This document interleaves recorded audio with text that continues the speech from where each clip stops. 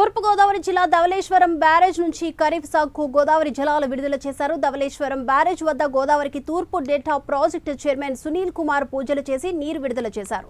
ఉమ్మడి ఉభయ గోదావరి జిల్లాల తూర్పు, మధ్య, పశ్చిమ డెల్టాల ప్రధాన కాలువలకు ముందుగా ప్రకటించిన విధంగానే కూటమి ప్రభుత్వం నీరు విడుదల చేసిందన్నారు.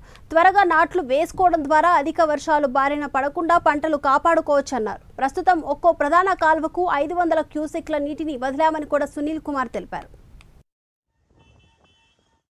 ధవళేశ్వరం బ్యారేజ్ ఈ డెల్టా రైతులకి ఎన్నో ఏళ్ల తరబడి సేవలు అందిస్తూ ఉంది. ఈ రోజు గోదావరమ్మ తల్లికి ప్రత్యేక పూజలు నిర్వహించి తూర్పు డెల్టా పరిధిలో ఉన్న 3 లక్షల ఎకరాలకు సాగునీరు విడుదల చేశాము.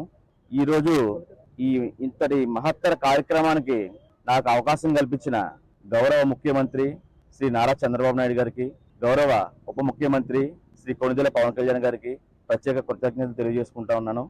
ఈ రోజు 500 క్యూసెక్ల నీటిని తూర్పు డెల్టాకు విడుదల చేయడం జరిగింది. అలాగే రైతులు దమ్ము చేసుకునే సమయానికి అవసరాలను బట్టి డిశ్చార్జ్ కెపాసిటీని పెంచుకుంటూ ప్రతి ఎకరానికి కూడా నీరు అందే విధంగా ప్రణాళికలను రూపొందించాము. ప్రతి చివరి ఎకరానికి కూడా నీరు అందేలాగా మనం ఏర్పాట్లు చేశాము. ఇక్కడ ఈరోజు డిస్ట్రిబ్యూటివ్ కమిటీ అధ్యక్షుడి సమక్షంలో, అలాగే ఇరిగేషన్ అధికారుల సమక్షంలో